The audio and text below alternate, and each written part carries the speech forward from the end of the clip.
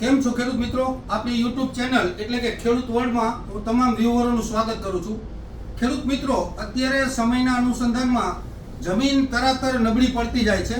તો આ નબળી જમીન પડતી જાય છે અને કપાસ છે, મગફળી છે, આના ઉત્પાદન દિવસે ને દિવસે દિન પ્રતિદિન ઘટતા જાય છે. અને અત્યારે માણસો છે એ આપણો પૂરક વ્યવસાય કહેવાતો હતો કે ઢોર ઢાંખર રાખી તો ખેતી આબાદ રહે. પરંતુ હવેની સમય અને સિચ્યુએશન એવી છે કે કોઈ પણ લોકો હવે ઢોર ઢાંખર, ગાયું, બળદ, ભેંસું આ કંઈ રાખવા માંગતા નથી. જેના કારણે આપણી ખેતી છે એને જે પોષક તત્વો જોતા હતા એ પોષક તત્વો હવે મળતા નથી. જેના કારણે આપણી ખેતી દિવસે ને દિવસે નબળી પડતી જાય છે. તો હવે આ ખેતીને નબળી નહીં પડવા દેવા માટે કોઈ એવો ઓપ્શન ખરો કે જેના કારણે આપણી ખેતી નબળી ન પડે અને આપણે જે છાણિયું ખાતર વાપરતા હતા એ છાણિયા ખાતરની બદલીમાં આપણને એવું ખાતર મળે ઓર્ગેનિક કે જેના કારણે આપણે છાણિયું ખાતર વાપરતા હતા એટલા જ પોષક તત્વો અને એટલો જ કાર્બન બીજા પોષક તત્વો મળી રહે. એના માટેની હવે આપણે શું કરવું? તો એના માટે આપણે agritech organic India limited company છે એ એના ઓપ્શન માટે એક મસ્ત વસ્તુ લઈ આવ્યા છે. તો એ વસ્તુ આપણે કઈ છે એના માટે આપણે વિગતવાર સમજવું છે. હવે એના વિશે આપણે વ્યવસ્થિત અને વિગતવાર સમજવું છે કે જેથી કરીને આપણી જમીનમાં છે એ આ ફૂગજન્ય રોગ વધારે આવે છે, નિમેટોડ વધારે છે, ઉગસુકના રોગ વધારે છે.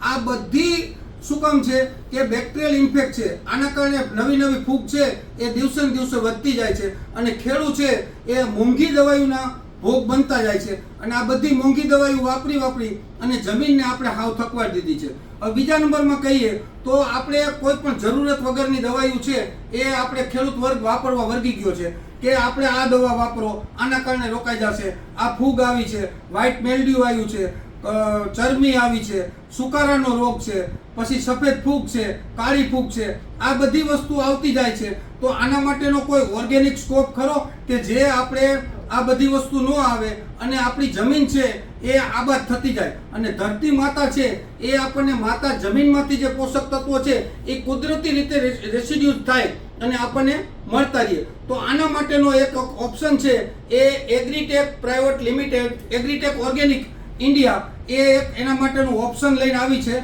બરાબર, એ ઓપ્શનની અંદર એક ખાતર બનાવ્યું છે ને કે જે એક ખાતર છે એ આપણે છાણિયા ખાતરની એક ટ્રોલી બરાબર 2 ગુણી વાપરો એટલે એ ખાતર છે છાણિયા ખાતરમાંથી જેટલા પોષક તત્વો અને જેટલા કુદરતી દ્રવ્યો આપણને મળે એ દ્રવ્યો આ માત્ર 2 થેલી વાપરવાથી એ દ્રવ્યો આપણને મળી જાય છે.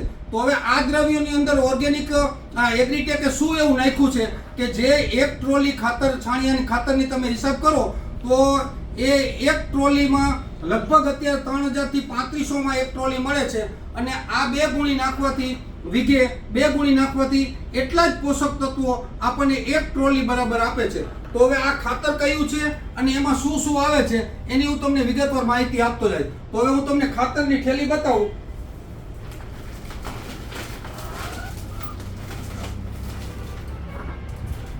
ખેડૂત મિત્રો, આ એક ખાતર આ લોકોએ બનાવ્યું છે નર્મદા ગ્રોમીન નામથી.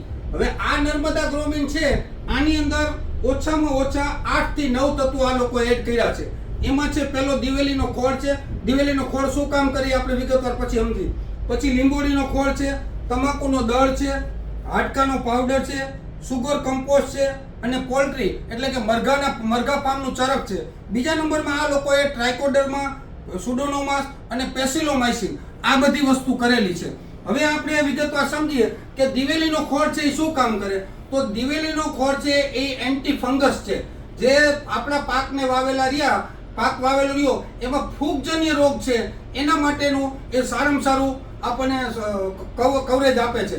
અને બીજા નંબરમાં દિવેલીનો ખોળ વાપરવાથી ટૂંકમાં મગફળીમાં વાપરીએ તો મગફળીમાં તેલની ટકાવારી, મગફળીના દાણાની લાઇટ, મગફળીના દાણાનો ટેસ્ટ આ બધું દિવેલીનો ખોળ પૂરું પાડતી છે. એટલે એક કુદરતી પોષક તત્વ થયું. હવે બીજું પોષક તત્વ લીંબોળીનો ખોળ. તો લીંબોળીનો ખોળ છે એ નીમ બેઝ ઉપર આધારિત આવે. બરાબર, આપણે ઘણી વખત આપણે દવા છાંટવામાં લીંબોળીનું તેલ વાપરીએ જ છીએ. એ શું કામ કરે તો લીંબોળીનો ખોળ છે એ નિમેટોડ જે જમીનની અંદર તમે જોયું હશે કે પોપટાની અંદર કાણું પાડી અને ઈયળ આપણો દાણો બગાડ નાખતી હોય છે. તો એ નિમેટોડના કારણે આપણે આ લીંબોળીનો ખોળ છે એ નહીં આવવા દે અને બીજા જમીનની કડવાશ રાખશે એટલે જે બીજી ફૂગ છે એ સજીવન ન થઈ શકે અને એ કડવાશ એમને જળવાઈ રહે. પછી છે તમાકુનો દળ છે, તમાકુનો ટૂંકમાં પાવડર. આ તમાકુનો પાવડર છે એ જમીનની અંદર ફંગલ ઇફેક્ટ માટે છે, જે ફંગલ ઇફેક્ટ ન થવા દે એના કારણે છે. પછી બીજું છે હાડકાનો પાવડર, બોન પાવડર, જેની અંદર પ્રોટીન પુષ્કળ પ્રમાણમાં હોય, કેલ્શિયમ પુષ્કળ પ્રમાણમાં હોય. એટલે આપણે વાવેલા પાકને ટૂંકમાં કેલ્શિયમ અને પ્રોટીન એ મળી રહે એના કારણે બોન પાવડર છે. પછી ત્રીજું છે સુગર કમ્પોસ્ટ. સુગર કમ્પોસ્ટ છે એની અંદર અલગ અલગ પ્રકારના કુદરતી બેક્ટેરિયા છે, એ બેક્ટેરિયા ડેવલપ થાય અને બીજા નંબરમાં એની અંદર છે માઇક્રોન્યુટ્રન્ટ્સ છે, એ માઇક્રોન્યુટ્રન્ટ્સને સજીવ કરી અને આપણા છોડ સુધી પહોંચાડે છે. પછી પોલ્ટ્રી ફાર્મ એટલે મરઘા કેન્દ્રનું જે ખાતર આવે છે, મરઘાનું ચરક, એ મરઘાનું ચરક એડ કર્યું છે. મરઘાનું ચરક એડ કરવાથી એમાં શું ફાયદો થાય કે એની અંદર છે એ અલગ અલગ પ્રકારના બેક્ટેરિયા ઉત્પન્ન કરે છે. જે જમીનમાં આપણે બેક્ટેરિયા રહેલ છે એનો આ ખોરાક બને છે. એ બેક્ટેરિયા પુષ્કળ પ્રમાણમાં સજીવન થાય છે એટલે એ બેક્ટેરિયા છે એ આપણા પાકને ઉપયોગી બને છે.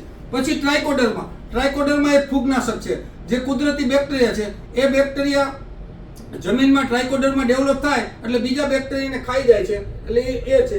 પછી સુડોનોમાસ છે એ જમીનની અંદર લશ્કરી ઈયળ છે, એના જે ઈંડા હોય છે એ લશ્કરી ઈયળના ઈંડાને સુડોનોમાસ છે એ ટૂંકમાં પાંદ ઉપર એના જે ઈંડા મૂકેલા છે એને ઈંડાના અંદરથી જે ઓલી વસ્તુ થતી હોય પતંગિયાની એનું ટૂંકમાં આખી સાયકલ તોડી નાખે છે.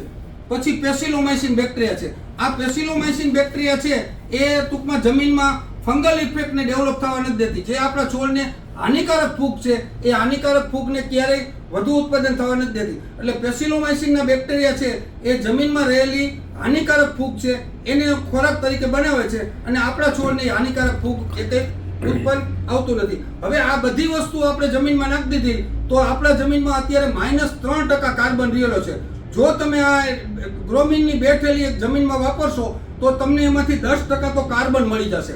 અત્યારે આપણે જમીનની અંદર 3% કાર્બન હોવું જરૂરી છે, પરંતુ અત્યારે -3 થી 4% કાર્બન થઈ ગયો છે. એટલે જમીનમાં કાર્બનની ઘટ પુષ્કળ છે.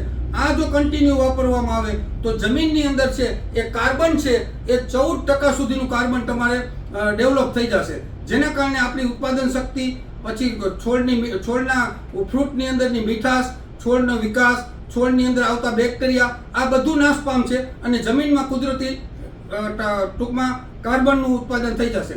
હવે ખેડૂત મિત્રો, આ જો તમારે ગ્રોમીન પાવડર લેવું હોય બરાબર તો એનો એગ્રીટેક ઓર્ગેનિક ઇન્ડિયા લિમિટેડ એનું ઓથોરાઇઝ ડિસ્ટ્રીબ્યુટર તરીકે Anjuman agro and fertiliser Mitana ચોકડી પાસે તમને આ મળી જશે. અને કંપનીવાળાએ અત્યારે આની સ્કીમ કાઢી છે કે જો તમે 10 થેલી લેશો તો 10 થેલીમાં એક તાલપત્રી અને 20 થેલી પાછળ તમને એક સ્પ્રે પંપ ખેડૂતને ઉપયોગી આવે એવો પંપ આપવામાં આવે છે. હવે આના ભાવની વાત કરીએ તો કંપની આનો ભાવ કેવો નક્કી કર્યો તો કંપની આનો ભાવ છે એ પર બેગ 700 રૂપિયાનો ભાવ છે. એટલે 1400 રૂપિયા બરાબર એક ટ્રોલી ખાતરનું થાય છે. એટલે મારી ભલામણ છે ખેડૂત મિત્રો કે તમે આ ગ્રોમીન પાવડર છે, ગ્રોમીન ખાતર છે, ગ્રોમીન ખોળ છે અને આ ગ્રોમીન કુદરતી ઓર્ગેનિક ખાતર છે એ વાપરજો એવી હું તમને આ યુટ્યુબ ચેનલ મારફત ભલામણ કરું છું. તો ખેડૂત મિત્રો, આપણી યુટ્યુબ ચેનલ એટલે કે ખેડૂત વર્લ્ડમાં આપણા આ વિડીયોને ખેડૂત ગ્રુપ સુધી પહોંચાડી અને વધારેમાં વધારે શેર કરી, લાઇક કરી, સબસ્ક્રાઇબ કરી અને આપણા વિડીયોને ખેડૂત સુધી પહોંચાડજો. ધન્યવાદ.